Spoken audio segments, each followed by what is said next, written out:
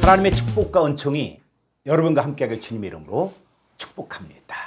자, 오늘 함께 나눌 말씀의 제목은 라오디게아 교회에서 이기는 자. 자, 이 제목을 가지고 원어 성경을 통해서 하나님 말씀을 함께 나누도록 하겠습니다. 본문 말씀은 계시록 3장 20절로 22절의 말씀입니다.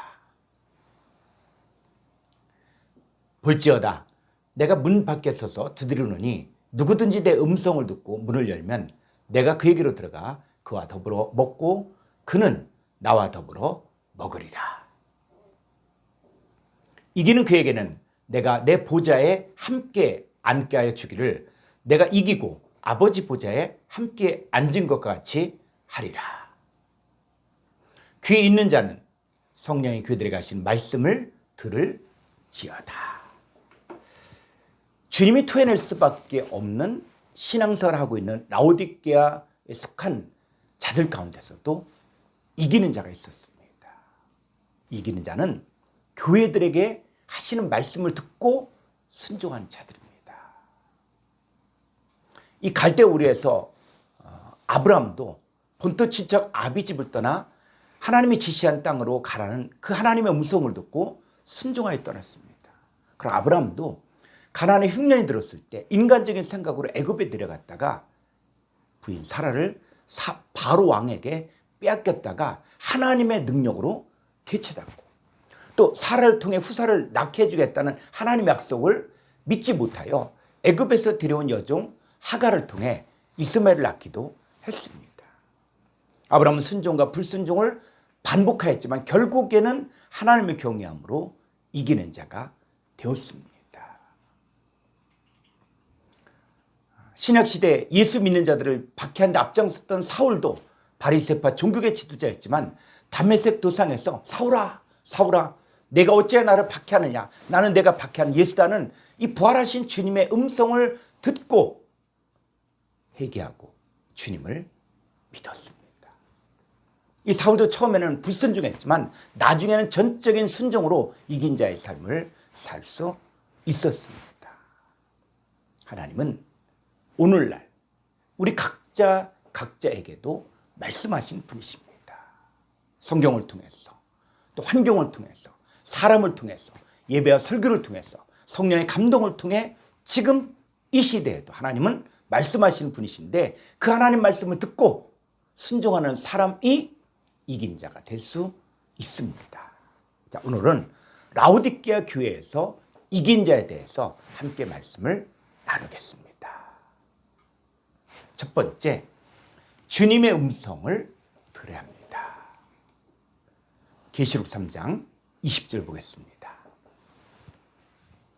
볼지어다 내가 문 밖에 서서 두드리노니 누구든지 내 음성을 듣고 문을 열면 내가 그에게로 들어가 그와 더불어 먹고 그는 나와 더불어 먹으리라. 자, 여기서 내가 문 밖에서 문을 두드리노니 이 두드리노니가 현재예요.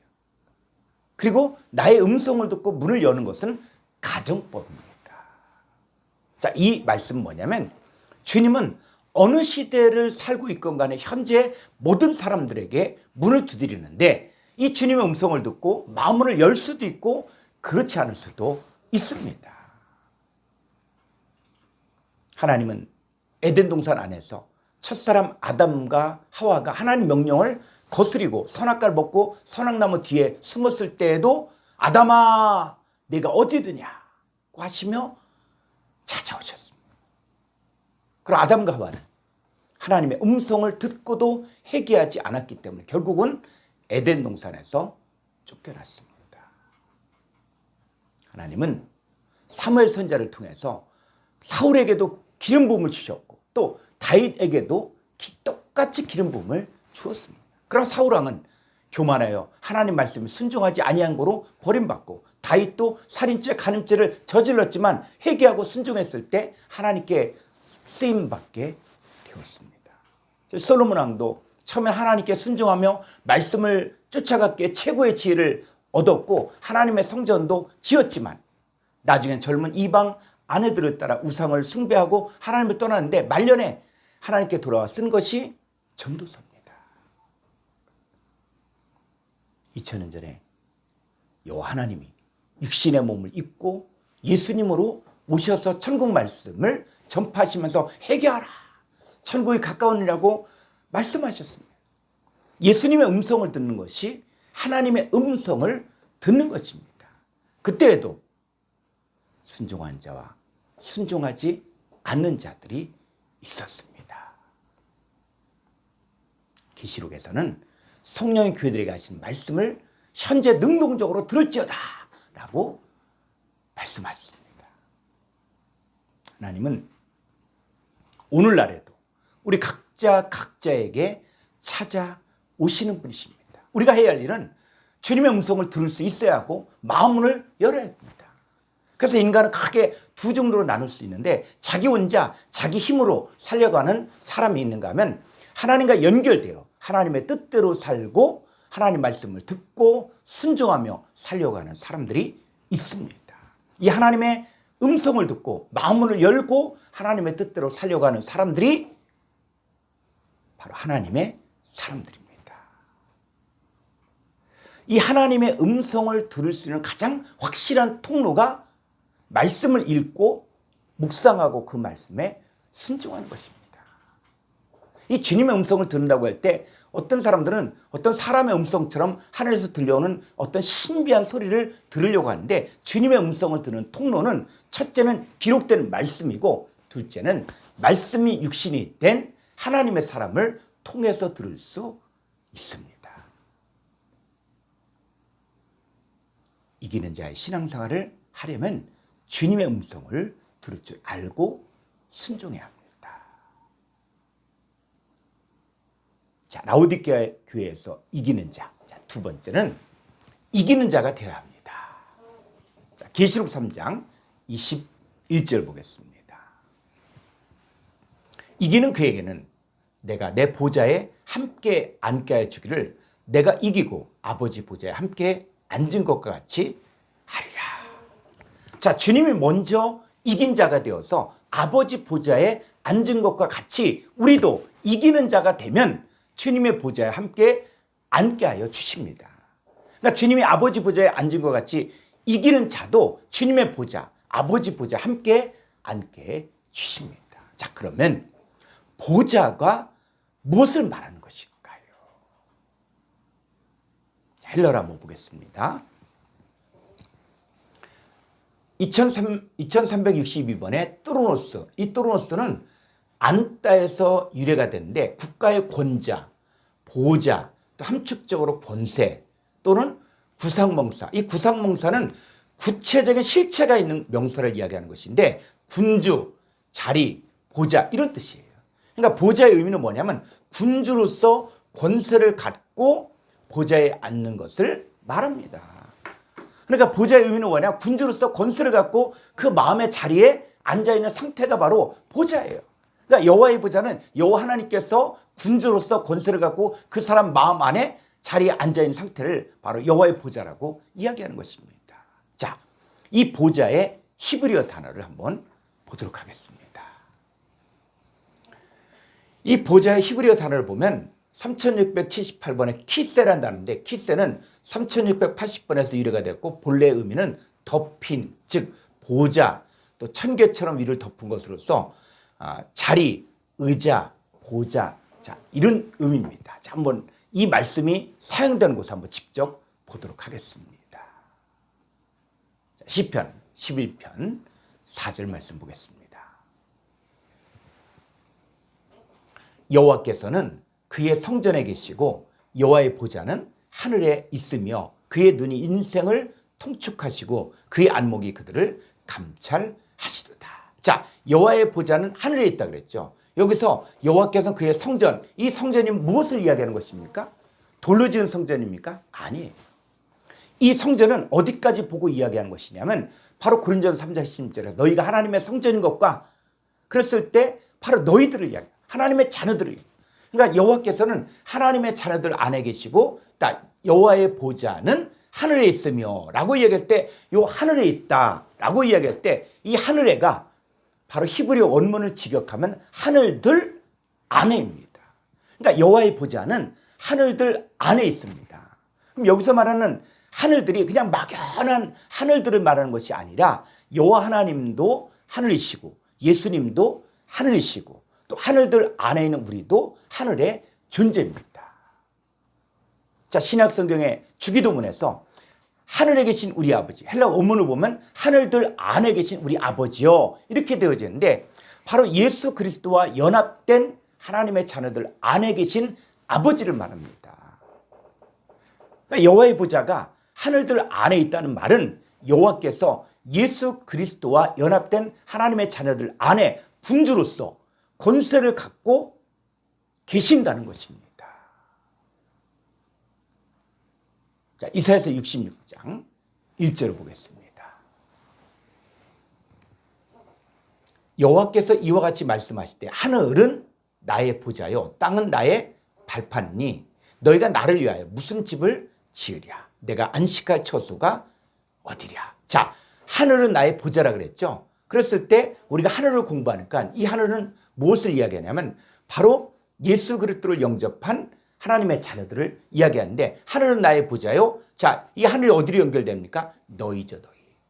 그러니까 너희가 나를 위하여 무슨 집을 지으랴? 내가 안식할 처소. 그러니까는 이 하늘이 너희를 이야기하고 있고 안식할 처소를 말하는 거예요. 그러면 이 여호와의 보좌가 되어지는 이 하늘, 즉 안식할 처소가 어디를 말하는 것입니까? 자, 2절 한번 보겠습니다. 나 여호와가 말하노라 내 손이 이 모든 것을 지었으므로 그들이 생겨느니라. 무릇 마음이 가난하고 심령에 통회하며 내 말을 듣고 떠는 자 그 사람은 내가 돌보려니와. 자, 여기서 말하는 바로 하나님의 보좌가 무엇입니까? 마음이 가난하고 심령에 통회하며 내 말을 듣고 떠는 자. 이 사람이 바로 하나님이 안식할 처소요 하나님의 보좌입니다. 그러니까 하나님은 마음이 가난하고 심령에 통회하며 주님의 말을 듣고 떠는 자들 안에 군주로서 권세를 갖고 계시는 상태가 하나님께서 우리 보좌 안에 앉아 계시는 것입니다. 고린도전서 3장 16절 보겠습니다. 너희는 너희가 하나님의 성전인 것과 하나님의 성령이 너희 안에 계시는 것을 알지 못하느냐.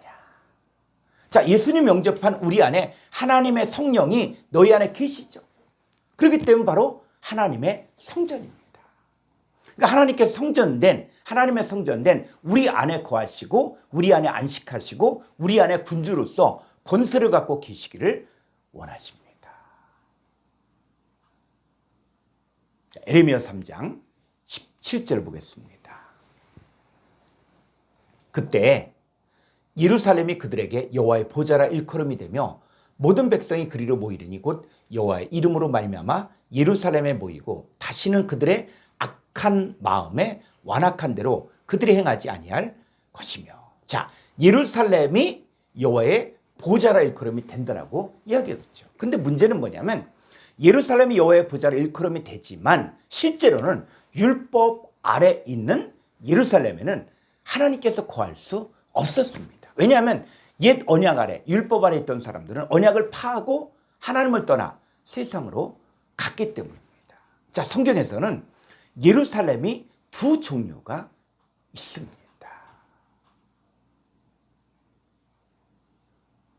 자, 갈라디아 4장 24절로 26절을 보겠습니다. 이것은 비유니 이 여자들은 두 언약이라. 하나는 신의 사람으로부터 종을 낳은 자니 곧 하갈이라. 이 하갈은 아라비아에 있는 신의 산으로서 지금 있는 예루살렘과 같은 곳이니 그가 그 자녀들과 더불어 종노릇하고, 오직 위에 있는 예루살렘은 자유자니 곧 우리 어머니라. 자, 여기에서 나오는 위에 있는 예루살렘과 땅에 있는 예루살렘이 있는데 이것은 바로 사라와 하갈을 비유하고 있는 것입니다. 근데 이 비유는 두 언약을 말하는데 땅에 있는 예루살렘은 육체를 따라 자식을 낳은 하갈과 같은 옛 언약을 말하는 것이고, 위에 있는 예루살렘은 약속의 말씀을 따라 이삭을 낳은 사라와 같은 새 언약을 말하는 것입니다. 그러니까 여호와의 보좌는 뭐냐면 약속의 말씀을 따라 새 언약 안에 있는 사람들 안에 여호와께서 군주로서 권세를 갖고 계십니다. 자, 그러면 진짜 여호와의 보좌가 될 새 예루살렘이 계시록에 등장합니다. 계시록 21장 2절을 보겠습니다. 또 내가 보매 거룩한 성 새 예루살렘이 하나님께로부터 하늘에서 내려오니 그 준비한 것이 신부가 남편을 위하여 단장한 것 같더라. 자, 이 거룩한 성 새 예루살렘이 뭐라고요? 바로 신부가 남편을 위하여 단장한 것 같더라. 자, 여기서 이야기는 이 남편이 무엇을 이야기하냐면 바로 예수님 말하는 거예요. 그래서 고린도서 11장 2절에서는 내가 너희를 정결한 처녀로 한 남편인 그리스도께 드리려고 중매함이로다 라고 이야기할 때 여기서 남편은 그리스도를 말하는 것이고 정결한 처녀는 신부인 성도들을 말하는 것입니다. 자, 계시록 21장 9절로 10절을 보겠습니다.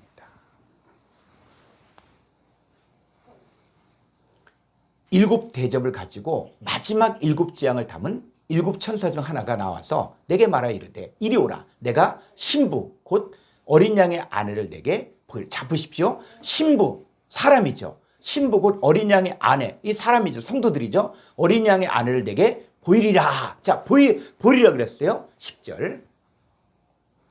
성령으로 나를 데리고 크고 높은 산을 올라가 하나님께로부터 하늘에서 내려오는 거룩한 성 예루살렘을 보이니. 자, 성경을 잘 보십시오. 9절에서 신부 곧 어린 양의 아내를 내게 보이라고 하는데 10절에서 하늘에서 내려오는 거룩한 성 예루살렘을 보여주었죠. 그러면 거룩한 성 예루살렘은 누굴 이야기하는 것입니까? 어린 양의 아내 그리스도의 신부된 자들을 말합니다. 자, 계시록 22장 1절 보겠습니다. 또 그가 수정같이 맑은 생명수의 강을 내게 보이니 하나님과 및 어린 양의 보좌로부터 나와서. 자, 이 계시록 22장 1절은 이제 성경 전체를 이제 한꺼번에 보면서 봐야 되는데, 자, 생명수의 강이 어디에서 나옵니까? 하나님과 어린 양의 보좌로부터 나오죠. 자, 요한복음 7장 38절에서는 나를 믿는 자는 그 배에서 나를 믿는 자는 성경 이름 같이 그 배에서 생수의 강이 흘러나오리라고 했습니다.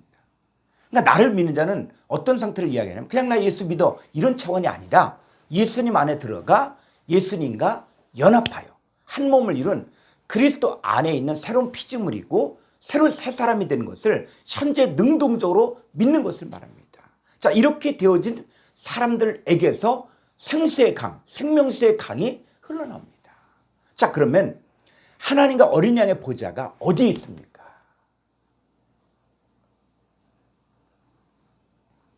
하나님과 어린 양의 보좌로부터 생명수의 강이 흘러나오는데 바로 이것은 예수님을 영접하여 예수님과 연합하여 한 몸을 이룬 그리스도 예수 안에 있는 새로운 피조물, 어린 양의 안에인 그리스도의 신부된 자들, 새 언약에 참여한 자들 안에 하나님과 어린 양이 권세를 갖고 다스린 상태가 바로 하나님과 어린 양의 보좌가 있는 것입니다. 자, 그러면 이기는 자가 앉을 주님의 보좌와 아버지의 보좌는 무엇을 말하는 것일까요? 요한복음 14장 20절 보겠습니다. 그 날에는 내가 아버지 안에 너희가 내 안에 내가 너희 안에 있는 것을 너희가 알리라. 내가 아버지 안에 또 너희가 내 안에 내가 너희 안에 있는 것을 너희가 안다는 것은 우리 안에 아버지 하나님과 예수님과 내가 온전히 하나가 된 상태가 바로 주님의 보좌와 아버지의 보좌가 함께 있는 것입니다. 자, 계시록 14장 1절 보겠습니다. 또 내가 보니 보라 어린 양이 시온산에 섰고 그와 함께 14만 4천이 서 있는데 그들의 이마에는 어린 양의 이름과 그 아버지 이름을 쓴 것이 있더라. 자, 14만 4천은 구원받은 자들 전부를 말하는데 그들의 이마에 어린 양의 이름과 아버지 이름을 쓴 것이 있다는 말은 그냥 여기 글자를 썼다는 것이 아니라 어린 양과 아버지의 존재, 그 이름은 존재를 이야기하는데 그 어린 양과 아버지의 존재가 군주로서 권세를 가지고 그 14만 4천을 다스리고 있는 것이 바로 주님의 보좌와 아버지의 보좌가 있는 것입니다. 자, 라오디게아 교회에서 이기는 자 세 번째, 주님과 더불어 먹고 마십니다. 자, 계시록 3장 20절을 보겠습니다. 볼지어다 내가 문 밖에 서서 두드리노니 누구든지 내 음성을 듣고 문을 열면 내가 그에게로 들어가 그와 더불어 먹고 그는 나와 더불어 먹으리라. 자, 헬라 원문을 보게 되어지면 문 밖에 서 계시는 것은 완료 능동태, 그리고 두드리는 것은 현재 능동태입니다. 자, 예수님께서 인간의 모든 죄를 대신 지고 죽으시고 부활하신 후에 40일 동안 제자들과 함께 있다가 하늘을 승천하시면서 또 다른 보혜사를 보내주신다고 하셨습니다. 자, 예수님이 십자가 달리시기 전날 밤 제자들에게 하신 이 말씀 볼까요? 요한복음 14장 16절로 17절 보겠습니다. 내가 예수님이 아버지께 구하겠으니 그가 또 다른 보혜사 파라클레토스를 너희에게 주사 영원토록 너희와 함께 있게 하리니. 자, 17절. 그는 파라클레토스 보혜사는 진리의 영이라 세상은 능히 그를 받지 못하나니 이는 그를 보지도 못하고 알지도 못함이라. 그러나 너희는 그를 아나니 그는 너희와 함께 거하시며 또 너희 속에 계시겠습니다. 자, 이 보혜사 파라클레토스는 진리의 영인데 이 보혜사를 받지도 않고 보지도 못하고 알지도 못하는 사람들이 있는가 하면 이 보혜사를 알고 보혜사 함께 하고 또 보혜사가 우리 속에 계셔서 영원토록 함께하는 사람들이 있습니다. 이 보혜사를 영접한 사람들은 바로 우리를 진리 가운데로 인도하시고 보혜사가 모든 것을 생각나게 하고 가르치고 평안을 주십니다. 오늘날에는 주님의 음성을 듣는 것이 어떤 환상으로 또 환청으로 듣는 것이 아니라 보혜사의 음성을 듣는 것이 바로 주님의 음성을 듣는 것입니다. 왜냐하면 이 마지막 때 하나님의 역사는 아버지 하나님과 아들 예수님이 믿는 자들 안에서 함께 연합하여 한 몸으로 사역을 하기 때문입니다. 예수님은 예수님과 연합되어 한 몸이 된 사람을 통해서 지금 이 시대에도 말씀하시고 천국 복음을 전하게 하십니다. 이 음성은 귀 있는 사람만이 들을 수 있습니다. 이 보혜사 파라클레토스는 예수 믿는 자를 박해하던 사울에게 찾아와서 사울을 회개하게 했습니다. 사울이 복음을 전할 때 복음을 받은 루디아라든지 또 고린도 교인, 로마 교인들은 인간 사울이 전하는 복음을 들은 것이 아니라 사울 안에 함께 계시는 보혜사의 음성을 듣고 믿었기 때문에 하나님의 입에서 나오는 음성을 들은 것입니다. 자, 중요한 것은 이 보혜사의 역사는 사도 바울 때부터 오셔서 각 사람의 문을 두드리는데 지금도 두드리고 있다는 것입니다. 신약시대를 살고 있는 수많은 복음사역자들도 자기 힘으로 하는 것이 아니라 그들 안에 함께 계시는 아버지 하나님과 아들 예수님과 연합된 이 보혜사의 상태로 역사하는 것입니다. 오늘날에도 강단에서 선포하는 말씀, 믿음의 사람들로부터 듣는 이 충고와 교훈을 사람의 말로 듣는 사람은 사람의 역사밖에 일어나지 않지만 주님의 음성으로 듣고 순종하는 자들에게는 하나님의 역사가 일어납니다. 지금도 주님은 또 다른 보혜사 파라클레토스로서 저와 여러분에게 찾아오십니다. 이 보혜사의 음성을 듣고 마음을 열면 호로고스이신 말씀이 내 안에 들어오고 나도 말씀 안으로 들어가 함께 먹음으로 영생을 얻고 그리스도 안에 있는 새로운 피조물이 되고 영생의 존재가 되는 것입니다. 예수님은 너희가 세상에서는 환난을 당하나 담대하라. 내가 세상을 이기었노라고 하셨습니다. 날마다 예수님을 따라가고 자기를 부인하고 자기 십자가를 지고 주님을 쫓는 자가 이기는 자가 될 수 있습니다. 여러분 모두가 환난 가운데서도 담대하게 예수님처럼 이기는 자가 되기를 주의 이름으로 축원합니다. 여러분 안에 계신 호로고스와 함께 먹는 일이 매일매일 일어나기를 주의 이름으로